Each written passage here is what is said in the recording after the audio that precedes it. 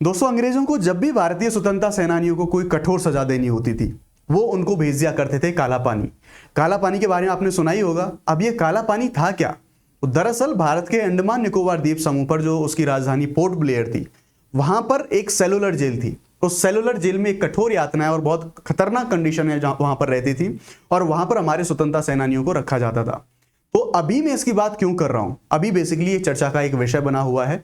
चर्चा का विषय इसलिए बना हुआ है कि अभी भारत के जो गृह मंत्री अमित शाह जी हैं, उनके द्वारा अभी ये घोषणा करी गई कि जो हमारे अंडमान निकोबार द्वीप समूह की राजधानी पोर्ट ब्लेयर है, उस पोर्ट ब्लेयर को अब नाम बदल दिया गया है, उसका पुनर्नामकरण करा गया है और उसे अब श्री विजयपुरम के नाम से जाना जाएगा। अब हम यहां पर इसको डिस्कस क्यों कर रहे हैं, क्यों ये हमारे लिए जरूरी है? तो क्या हमारा जो पोर्ट ब्लेयर है, इसकी कोई ऐतिहासिक, इसकी कोई महत्वता है? क्या कोई ऐसा एंगल है जो हमारे ऐतिहासिक दृष्टिकोण से ये हम जुड़ सकता है? तो बिल्कुल आज इसी एंगल के बारे में, इसी दृष्टिकोण के बारे में हम जानने वाले हैं, क्योंकि हम जानते हैं कि जो हमारा साउथ इंडिया है, दक्षिण भारत में जो हमारे राजवंश होते हैं, कई महत्वपूर्ण राजवंश हमें देखने को मिलते हैं। चेर, चोल और जो पांड्यों के बारे में हम पढ़ते हैं, तो उन राजवंशों से इस पोर्ट ब्लेयर का जो हमें संबंध देखने को मिलेगा। वहीं हम ये भी देखेंगे कि जब आधुनिक भारत में जब सर्वेयर आते हैं ब्रिटिश से, तो उनके द्वारा किस तरह से इसकी खोज करी जाती है और किस तरह से ये पोर्ट, जो हमारा पोर्ट ब्लेयर था, इसको उनके द्वारा एक अवसर के रूप में लिया जाता है।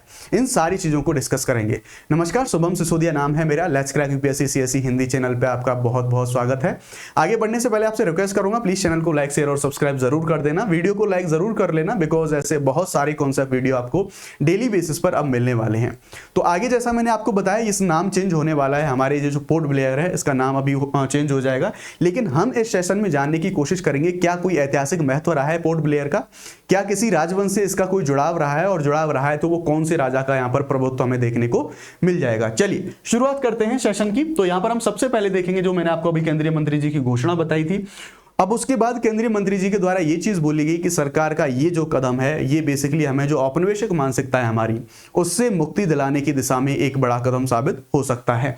उसके बाद अगर हम अंडमान निकोबार की ये जो राजधानी पोर्ट ब्लेयर है, इसके बारे में बात करेंगे, तो ये बेसिकली अंडमान और जो निकोबार द्वीप समूह हैं, उनमें से जो साउथ अंडमान यानी कि दक्षिणी अंडमान है, वहां पर ये हमें स्थित देखने को मिल जाता है। उसके बाद चोल साम्राज्य के बारे में बात करें, अभी मैं आपसे बता रहा था कि जो दक्षिण भारत में कई सारे राजवंश है, उन राजवंशों से जुड़ाव क्या रहा है इस पोर्ट ब्लेयर का। तो जो हमारा चोल साम्राज्य था, उस चोल साम्राज्य का एक महत्वपूर्ण नौसैनिक अड्डा हुआ करता था हमारा जो पोर्ट ब्लेयर है। तो अगर हम पास्ट की बात करें, यानी अतीत से लेके वर्तमान तक हमारा जो पोर्ट ब्लेयर है, इसका इंपॉर्टेंस रणनीतिक रूप से हमें देखने को मिला है। यानी कि आज भी अगर हम अपनी कोई सैन्य कमांड देखें या फिर रणनीतिक रूप से आज भी हमारे भारत के लिए बहुत ज्यादा महत्वपूर्ण हो जाता है। इसलिए हम इसकी यहां पर चर्चा अपने पास से लेके प्रेजेंट तक करने की कोशिश करेंगे। अब हम पोर्ट ब्लेयर के इतिहास के बारे में जानने की कोशिश करते हैं कि पोर्ट ब्लेयर का इतिहास रहा कैसे है। तो देखिए, जब हम इसके बारे में बात करें तो बेसिकली जब हम आधुनिक भारत में चलते हैं, तो आधुनिक भारत में ब्रिटिश में कंपनी एक ज्वाइन करते हैं एक व्यक्ति, और जिनका नाम आपको देखने को मिलेगा आर्चिबाल्ड ब्लेयर। इनके द्वारा 1773 वाले टाइम पे लगभग उनके द्वारा कंपनी ज्वाइन करी जाती है, और उनको कंपनी ज्वाइन करने के बाद ही वो एक नौसैनिक सर्वेक्षण पे निकलते हैं। और जब ये नौसैनिक वो सर्वेक्षण पे निकलते हैं, तो बॉम्बे मरीन नाम की जो कंपनी होती थी, उसमें ये लेफ्टिनेंट अधिकारी के पद पर हुआ करते थे, ये जिनका मैंने आपको नाम बताया, आर्चिबाल्ड ब्लेयर। इनके द्वारा भारत, ईरान और अरब के तटों का सर्वेक्षण किया गया।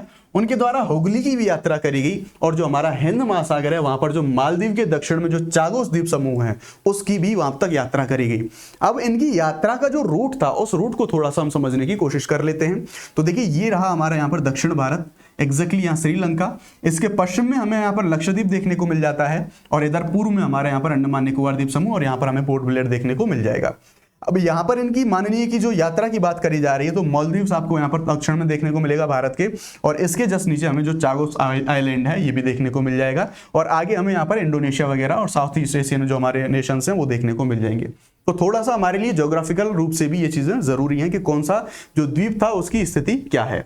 उसके बाद आगे हम बात करेंगे, तो देखो 1778 की बात होती है, और 1778 में इन महोदय के द्वारा कोलकाता से एक सर्वेक्षण शुरू करा जाता है 2 जहाजों के द्वारा।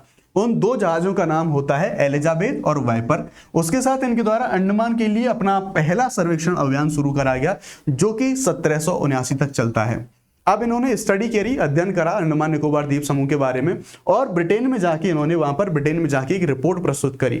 जैसे ही सरकार के सामने इन्होंने अपनी रिपोर्ट प्रस्तुत करी, गवर्नमेंट ने तुरंत एक निर्णय लिया। गवर्नमेंट ने तुरंत इस जो हमारा अंडमान निकोबार द्वीप समूह था, इसको तुरंत सोचा कि इसको जल्द से जल्द अपने उपनिवेश में शामिल कर लिया जाए। ठीक है, तो इसमें उन्होंने पूर्वी जो जब ये अपना सर्वेक्षण कर रहे थे, तो पूर्वी तट पर एक प्राकृतिक बंदरगाह की खोज इनके द्वारा करी गई, जिसे उन्होंने उस टाइम पर भारत के जो ब्रिटिश कमांडर उस टाइम पर हुआ करते थे, commander in chief commodore William Cornwallis, उनके नाम पर जो है इसका जो द्वीप था उसके नाम पर उसका द्वीप का नामकरण इनके द्वारा कर दिया गया। जैसा मैं आपको बता रहा था, ब्लेयर साहब के द्वारा 1799 में जो लंदन की रॉयल सोसाइटी है उसके सामने इस रिपोर्ट को प्रस्तुत कराया गया था, और इसी रिपोर्ट को स्टडी करने के बाद, देखने के बाद गवर्नमेंट के द्वारा तुरंत निर्णय लिया गया कि जल्द से जल्द जो अंडमान निकोबार द्वीप समूह है इसको हम अपने उपनिवेश का हिस्सा बनाएंगे। अब उसके पीछे का रीजन क्या था, गवर्नमेंट इतनी लालायत क्यों थी इसके पीछे? तो इसके पीछे का रीजन ये था कि जो पूर्व की ओर जो मलेशिया से जो समुद्री लुटेरे या फिर समुद्री जो डाकू होते थे, उनको नियंत्रित करने के लिए उनको एक जो अंडमान निकोबार द्वीप समूह है उनको एक बेहतर केंद्र बिंदु के रूप में उनको दिखाई दिया, इसलिए उन्होंने जल्द से जल्द इस पर कब्जा जमाने की कोशिश इनके द्वारा करी गई। चलिए आगे बढ़ते हैं, आगे देखेंगे तो जब हम जानते हैं 1857 वाला टाइम आता है, हमारा जो भारतीय स्वतंत्रता आंदोलन है वो अपना गति पकड़ता है और वो आगे की ओर बढ़ता है। जो 57 का आंदोलन है उसके बाद जो भारत में जितने स्वतंत्रता सेनानी होते थे जिनको काला पानी की सजा दी जाती थी, उनको वहां पर जो सेलुलर जेल थी उस सेलुलर जेल में रखा जाता था। अब जो सेलुलर जेल थी वहां पर ऐसी अमानवीय कंडीशंस थी, अमानवीय स्थितियां थी, जहां पर बहुत सारे लोग बीमारियों के कारण और सजाओं के कारण या फिर बहुत सारे लोगों को फांसी भी दे दी गई, बहुत सारे लोगों की मृत्यु में वहां पर देखने को मिलती है। हालांकि अभी प्रेजेंट की बात करें तो वहां पर हमारे जो वीर सेनानी लोग थे उनकी स्मृति में हमारी सरकार के द्वारा उसको राष्ट्रीय स्मारक घोषित कर दिया गया है, अभी जो सेलुलर जेल है, लेकिन उस टाइम पे कंडीशन वहां पर बहुत खतरनाक थी। तो एक बेसिकली 1857 के बाद जो ब्रिटिश सरकार थी उसके द्वारा इसे दंड कॉलोनी के रूप में जो विकसित करने की कोशिश करी गई, ये जो हमारा अंडमान निकोबार वाला एरिया था यहाँ पर इसके संबंध में। उसके बाद 1906 में हमारा पोर्ट ब्लेयर में एक विशाल सेलुलर जेल का बात करी गई, यानी कि उसकी स्थापना करी गई, जो सबसे पहले जिसके बारे में मैंने आपको उसका फोटो दिखाया था। 1906 में उसकी बहुत बड़े स्तर पर संरचना स्थापित करी गई। उसके बाद हम 1943 में अगर डेवलपमेंट देखेंगे तो ये डेवलपमेंट बहुत जरूरी हो जाता है। जब हम देखेंगे बोस साहब हमारे स्वतंत्रता जो आंदोलन है उसमें सामने निकल के आते हैं, तो 1943 का टाइम होता है और 1943 के समय पर उनके द्वारा जो अंडमान निकोबार द्वीप समूह है उसको स्वतंत्र घोषित कर दिया गया, और पहली बार उनके द्वारा वहां पर जाके झंडे का जो है झंडा फहराया गया, और उन्होंने जो अंडमान निकोबार द्वीप समूह थे इनका नाम बदल के शहीद द्वीप और स्वराज द्वीप इनका नाम जाके बदल दिया गया उनके द्वारा। तो ये कुछ डेवलपमेंट हुए हिस्ट्री में। अब हम थोड़ा सा और पीछे जाएंगे, बैक जाएंगे, मॉडर्न हिस्ट्री की बात हमने यहां पर कर ली। अब हम थोड़ा सा पीछे की तरफ जाने की कोशिश करें तो वापस से चोल साम्राज्य की ओर हम मूव करेंगे। चोल साम्राज्य के टाइम पे हम देखेंगे तो 11वीं शताब्दी में जो चोल हमारे राजा थे राजेंद्र प्रथम, उनके द्वारा जो श्री विजय है उस पर हमले के लिए अंडमान द्वीपों का एक रणनीतिक नौसैनिक अड्डे के रूप में यूज करा गया। अब जैसा कि मैंने पहले बता रहा था कि नेवल बेस हुआ करता था ये जो राजेंद्र प्रथम है इनके द्वारा, किसके लिए? जब इन्होंने श्री विजय पर अटैक करने की जब ऐसी योजना बनाई। अब जो उस टाइम पे श्री विजय हुआ करता था उस टाइम पे वो आज का जो इंडोनेशिया है उसका हिस्सा हुआ करता था। अब उसके बाद इसमें यहाँ पर हमें कुछ बातचीतें या फिर कुछ रेफरेंस देखने को मिलते हैं, कुछ किताबें, कुछ ऐसी रचनाएं हमें देखने को मिलती हैं जहां पर इनके बारे में कुछ बातचीतें देखने को मिल जाती हैं। तो इसी प्रकार जो जर्मन इंडोलॉजिस्ट हरमन कुलके हैं उनकी किताब है एक, उस किताब में उसका जो शीर्षक है वो है Nagapattinam to Suvarnadwipa reflections on the Chola naval expeditions to south east Asia, उनकी एक पुस्तक है। उनकी पुस्तक में उनके द्वारा ये चीज बताई गई कि जो श्री विजय है इस पर चोलों का जो आक्रमण किया गया था उसके पीछे का कुछ कारण था। वो बेसिकली जो आक्रमण था वो दक्षिण पूर्व एशियाई राज्यों के साथ भारत के मजबूत सांस्कृतिक संबंधों का एक अपवाद था। इनके द्वारा ये कहने की कोशिश करी जा रही है कि भाई चोलों के टाइम पे हमारे जो साउथ ईस्ट एशियाई कंट्रीज थे उनके साथ हमारे बहुत मधुर संबंध थे, बहुत अच्छे संबंध थे, लेकिन ये एक अपवाद हुआ करता था। अब इनके यानी कि अब अगर वहां पर युद्ध हो रहा है, लड़ाई हो रही है, तो इस युद्ध के पीछे के क्या कारण थे, क्या संभावनाएं ऐसी हो सकती है, उन सारी संभावनाओं को भी हम देखने की कोशिश करेंगे। चलिए आगे और हम बढ़ेंगे। तो चोलों के जो श्री विजय अभियान थे इसके कारण क्या थे, यानी कि चोलों को ऐसी क्या जरूरत पड़ गई कि श्री विजय से उनको लड़ाई करनी पड़ी, जिसके लिए उन्होंने जो पोर्ट ब्लेयर था उसको एक नौसैनिक अड्डे के रूप में वो लोग उसको इस्तेमाल कर रहे थे। तो इसके पीछे कुछ संभावनाएं दी गई हैं, हालांकि कोई एग्जैक्ट जो है चीजें नहीं देखने को मिलती हैं, बट कुछ संभावना को जिक्र किया गया है कि कुछ ऐसी कंडीशंस हुई होंगी जिनकी वजह से उनको ये जो चीजें थी यहां पर इनको लड़ना पड़ा था श्री विजय के साथ में। तो देख लेते हैं। तो श्री विजय द्वारा पूर्व के साथ चोलों के व्यापार में बाधा डालने का प्रयास किया गया होगा, यानी कि जैसा मैं अभी आपको बता रहा था कि साउथ ईस्ट एशियन से उस टाइम पर जो चोल थे उनका संबंध बहुत अच्छे थे, उनके साथ उनके व्यापारिक संबंध बहुत अच्छे थे, लेकिन श्री विजय ने कुछ ऐसी संभावनाएं व्यक्त करी कि विद्वानों के द्वारा कि श्रीविजय ने उनमें इंटरफेयर किया होगा, उनमें हस्तक्षेप किया होगा, जिसकी वजह से राजेंद्र प्रथम के द्वारा उन पर अटैक करने की जो है योजना बनाई गई होगी।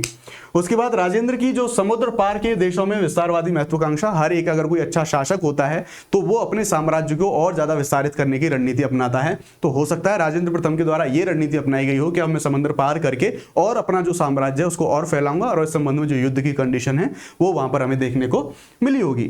अब जब श्रीविजय पर आक्रमण करने के बाद जो राजेंद्र प्रथम है उन्होंने राजा संग्राम जो विजयतुंग वर्मन है उनको वहां पर बंदी बनाया, और उनकी जो बेशकीमती वस्तुएं थी इनमें जो जो क्या क्या चीजें शामिल थी, तो श्रीविजय का जो रत्न जड़ित युद्ध द्वार विद्याधारण तोरण था, तोरण यानी कि एक बहुत ही भव्य इमारत का जो है एक मुख्य द्वार हुआ करता था, उन सारी चीजों को भी इनके द्वारा लूट लिया गया। तो ये दो जो कंपोनेंट है यानी कि मॉडर्न हिस्ट्री के और जो हमारा बात करेंगे चोल साम्राज्य के, तो ये कंपोनेंट हमारे इसके लिए जरूरी हो जाते हैं, क्योंकि जो करंट की जो न्यूज है उसे अपने स्टैटिक के साथ पढ़ना ही हमारी यूपीएससी एग्जाम के लिए हमारी जो स्ट्रेटेजी है उसका एक हिस्सा होता है। तो होपफुली इसका ये ऐतिहासिक जो दृष्टिकोण है इस पॉइंट का वो आपको समझ में आया होगा। समझ में आया तो सेशन को लाइक शेयर सब्सक्राइब जरूर करें। जल्दी मुलाकात होगी आपसे, तब तक के लिए ध्यान रखिए। जय Hind, bye bye, let's crack it.